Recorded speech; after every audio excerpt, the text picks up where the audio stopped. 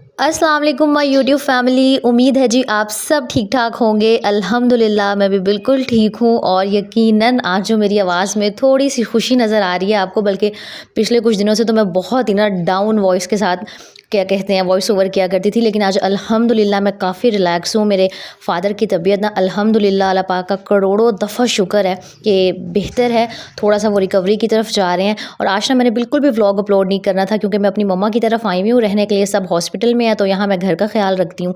और ये जो आपको सारा व्लॉग में घर नज़र आ रहा है ना, ये जो मेरी मम्मा का घर है।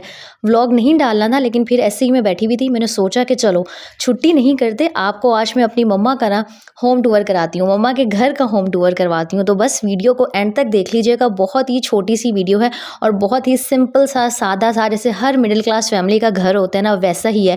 कोई शोशा नहीं है, कुछ भी नहीं है, बस सिंपल सा सादा सा घर है। सोचा आपके साथ ना शेयर कर देती हूँ। तो ये है जी बाहर के लुक। और इस क्लिप को शूट करने के लिए ना स्पेशली मैं गली में निकल के खड़ी होके कैमरा उठा के ये वीडियो बना रही थी और आसपास के लोग देख रहे थे कि पता नहीं बाजी को क्या हो गया कि अपने घर की वीडियो शूट कर रही है। खैर मैंने कहा जी व्लॉग डालना है तो बाहर से भी दिखा देती हूँ। और ये है जी गेट के बाद का पूरा नज़ारा। बहुत छोटा सा घर है, छोटा तो नहीं है लेकिन हाँ वो बाहर का लॉन का एरिया छूटा हुआ है। अगर वो लॉन के अंदर भी कोई रूम शूम बना हुआ होता लॉन की जगह पे तो अच्छा खासा बड़ा होता। और क्योंकि ये मोहल्ले में है ना तो यहाँ पर चेक करें कितनी पीछे आपको आवाज़ें आ रही होंगी। जो ससुराल में मेरा पोर्शन है ना वो मेरे घर के बिल्कुल एंड में है, तो वहाँ मुझे दुनिया की कोई ख़बर नहीं होती और ना ही जो मेरा पोर्शन है ना वहाँ पे ऐसे पिन ड्रॉप साइलेंस होता है, कोई शोर नहीं होता। लेकिन यहाँ आके मुझे पता चलता है कि दुनिया में कितनी चहल पहल है। खैर एक जी ये वाला रूम है, इसको आप ड्राइंग रूम कह लें, बैठक कह लें, और ये मेरे भाई का कमरा भी है, ड्राइंग रूम भी है, सब कुछ यही है। और अच्छा मोस्टली ना हर मिडिल क्लास क्या कहते हैं लोगों का जो घर है वो इसी तरह के होते होंगे। तो पहले मैं सोच रही थी दिखाऊं या ना दिखाऊं। वैसे एक दफ़ा बहुत पहले अपने चैनल पर मैंने होम टूर डाला था अपने मैके का, लेकिन फिर मैंने सोचा कि तब तो मेरे बहुत थोड़े से सब्सक्राइबर थे, पता नहीं किसी ने देखा भी होगा या नहीं। आज दोबारा से डालती हूँ और यकीन करें जो चीज़ जैसी होती है ना हमेशा वैसी दिखा दिया करें। कोई शर्म ना क्या करेंगे, लोग क्या कहेंगे, अगर आप यही सोचते रहेंगे ना तो यकीन करें कभी ज़िंदगी में कुछ नहीं कर सकेंगे। अच्छा ये रूम चेक कर लें, यहाँ पर वही जो सोफ़े पड़े हुए हैं, एक सेंटर टेबल है और जो साइड पे आपको वो टेबल और चेयर नज़र आ रही थी ना वो मेरे भाई ने एक छोटा सा सेटअप किया हुआ है, इसके ऊपर वो अपना लैपटॉप रख के काम करता है।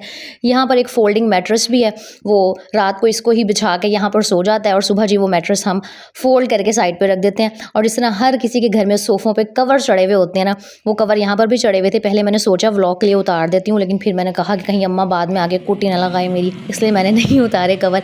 और ड्राइंग रूम के बिल्कुल साथ ये वॉशरूम है, वो मुझे दिखाना कुछ अच्छा नहीं लग रहा था तो बस मैंने हल्की सी झलक आपको वॉशरूम की दिखा दी है। वॉशरूम के बिल्कुल साथ ही एक ये बड़ा मेन रूम है और यहाँ ना नीचे कारपेट बिछा हुआ है।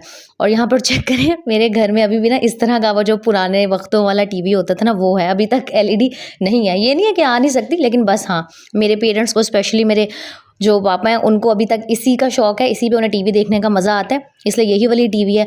और ये चेक करेंगे, ये मुझे एक बड़ी ही अच्छी चीज़ लगी, ये अभी न्यू न्यू आई है यहाँ मेरे घर पे।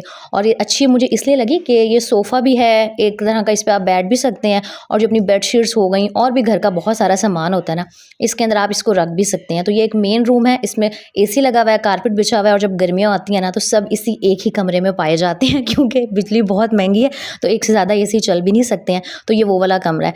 और यहाँ नीचे वैसे कारपेट है, लेकिन मेरी अम्मा ने ना कारपेट के ऊपर भी 10,000 चादरें बिछा दी हैं ताकि जो उनका कारपेट है ना वो ख़राब ना हो जाए।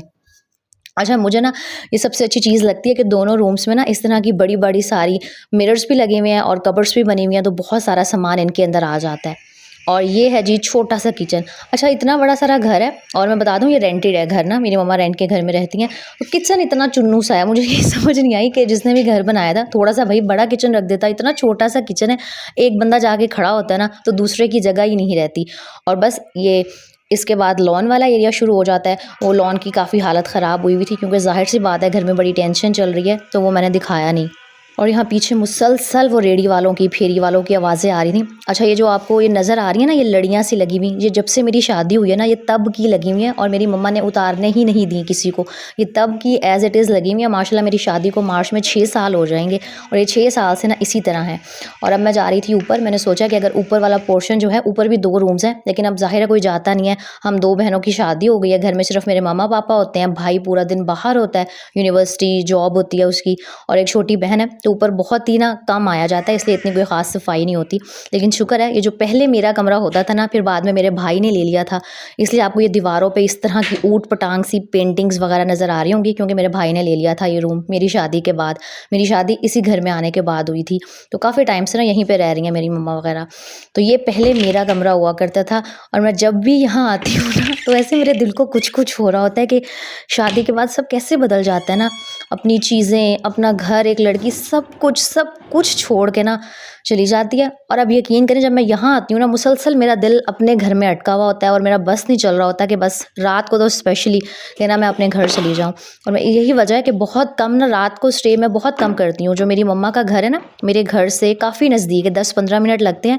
तो बस मैं आती हूँ, मिल-जुल लिया, खा पी लिया, रात को वापस चली गई। लेकिन अब क्योंकि मजबूरी चल रही थी, इसलिए मुझे यहाँ पर स्टे करना पड़ा। मेरी जो छोटी बहन है ना, वो वरना घर में अकेली होती, वरना मैं बहुत ही कम यहाँ पे रहने आती हूँ।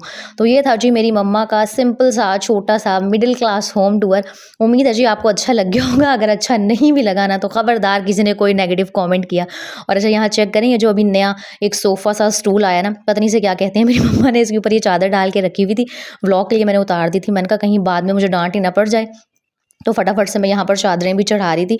और मैं आपको बिल्कुल रियलिटी दिखा रही हूँ। ऑलमोस्ट सबकी अम्मियाँ, सबकी माएँ ना चीज़ों को इसी तरह ढाम-ढाम के और छुपा-छुपा के रखती हैं कि कहीं उनकी चीज़ें ख़राब ना हो जाएँ। अब यहाँ पर आप एक और चीज़ चेक करें कि इतना अच्छा ना, बड़े प्यारे से टील से कलर का, ब्लू कलर का ना कारपेट बिछा हुआ है, और जब से हम घर में शिफ्ट हुए हैं ना, इस कारपेट के ऊपर इस तरह की चादरें चढ़ी रहती हैं। मतलब ये जो इतना खूबसूरत कारपेट है, आज तक किसी ने देखा ही नहीं है, और इसलिए चादरें बिछाई हुई हैं कि कारपेट कहीं ख़राब ना हो जाए। मुझे बड़ी हँसी आ रही होती है कभी-कभी, लेकिन क्या करें, मुझे लगता है कि हर मिडिल क्लास फैमिली की ना यही कहानी है। अच्छा, बाकी ये ना सुबह के कुछ क्लिप्स हैं जो मैंने रिकॉर्ड किए थे। पहले ना मैंने यहाँ आके सोचा कि मैं 1-2 दिन यहाँ पर हूँ, तो यहाँ व्लॉग बनाऊँगी, लेकिन मैं इतनी कोई हड़बड़ी में और टेंशन में आई थी घर से कि मैं ट्राइपॉड तो लेके आ ही नहीं सकती थी यहाँ पे, और बिल्कुल मेरे माइंड में भी नहीं था। तो सुबह मैंने यहाँ पर सफाइयाँ की थी, क्योंकि आपकी आपी को ज़ाहिर-सी बात है, घर का काम किए बगैर चैन नहीं आता। और यकीन करें, जब मेरी शादी नहीं हुई थी ना, मैंने कभी घर के काम को हाथ भी नहीं लगाया था। आज सुबह भी ना मेरी छोटी सिस्टर कह रही थी तुम रहने दो, लेकिन मुझे हो रहा था कि यार घर कल से मैंने कोई काम नहीं किया, बस वरना अजीब सी कुछ हो रहा था। तो बस मैं फटाफट से उठ गई और मैंने सुबह सारे घर की ना सफाई की। फिर कहीं जाके ना मुझे सुकून आया, और मुझे लगा कि चलो कुछ काम किया, वरना ऐसे लेटे-लेटे मुझे ना बड़ी अजीब सी सुस्ती सी छा रही थी, और समझ ही नहीं आ रहा था क्या करूं। और ये बड़े औखे ना, ये कुछ क्लिप्स मैंने आप लोगों के लिए रिकॉर्ड कर लिए थे, जैसे तैसे जुगाड़ करके, क्योंकि जाहिर सी बात है ट्राइपॉड नहीं था। ट्राइपॉड होता तो मैं प्रॉपर व्लॉग बना लेती। फिर मैंने सोचा कि चलो होम टूर रिकॉर्ड किया जा सकता है, बजाय इसके कि मैं छुट्टी करूं। अच्छा, अब यकीन करें, मुझे आप लोगों के कमेंट्स पढ़ने की, आप लोगों की दुआएं और प्यारी प्यारी बातें पढ़ने की इतनी आदत हो गई है ना, कि जिस दिन मैं खुद व्लॉग बना के अपलोड ना करूं, मुझे एक बेचैनी सी, उदासी सी हो रही होती है। बाकी यहाँ सुबह मैंने खाना भी बनाया था, क्योंकि जाहिर सी बात है और तो कोई घर पे था नहीं, और ट्राइपॉड नहीं था, जिसकी वजह से मैं पूरी जो रेसिपी थी वो भी नहीं रिकॉर्ड कर सकी। इनफैक्ट मैंने तो जो फाइनल आलू चिकन का सालन बनाया था ना, वो भी रिकॉर्ड नहीं किया, क्योंकि मुझे बहुत ही मसला हो रहा था। लेकिन बस जितने थोड़े बहुत टूट के क्लिप्स में रिकॉर्ड कर सकती थी ना आप सब के लिए, वो मैंने रिकॉर्ड कर लिए थे। और इस वीडियो के एंड में ना मैं आप सब का दिल से शुक्रिया अदा करूँगी। ये अक्टूबर का महीना ना इतना मेरे लिए मुश्किल, इतना मेरे लिए भारी था ना, कि मुझे पता है कि पिछले 10 दिन से मैं किस तरह व्लॉग बना रही हूँ। और उस पर जब कमेंट्स आ रहे होते थे ना कि कुछ नया कर लें, फलाना कर लें, कि चीज़ दिखाती रहती हैं, तो यकीन करें आपको नहीं पता होता कि अगला बंदा किस सिचुएशन से गुजर रहा है। मैं यूट्यूब नहीं छोड़ सकती, ऑलरेडी मेरा चैनल अच्छा खासा डाउन चला गया, क्योंकि बीच में मैंने काफ़ी छुट्टियाँ कर ली हैं। जाहिर सी बात है, मुझे पैसे आने होते हैं, और हर इंसान की ना अपनी अपनी परेशानियाँ, मजबूरियाँ होती हैं। तो कभी भी ना बगैर सोचे समझे किसी को क्या कहते हैं तनकीद का निशाना ना बनाया करें। आपको नहीं पता होता कि अगला बंदा ना किस टेंशन से गुजर रहा है। बाकी जिन सब ने मेरे लिए, मेरे फादर के लिए बहुत सारी दुआएं भेजी ना, आप सब का दिल से बहुत बहुत शुक्रिया। शुक्रिया बहुत छोटा लफ्ज़ है, लेकिन मैं सिर्फ शुक्रिया ही कर सकती हूँ। वीडियो अच्छी लगी हो तो लाइक, कॉमेंट एंड शेयर कर दीजिएगा। अपना बहुत सारा ख्याल रखिएगा, मुझे दुआओं में याद रखिएगा। अल्लाह हाफिज़।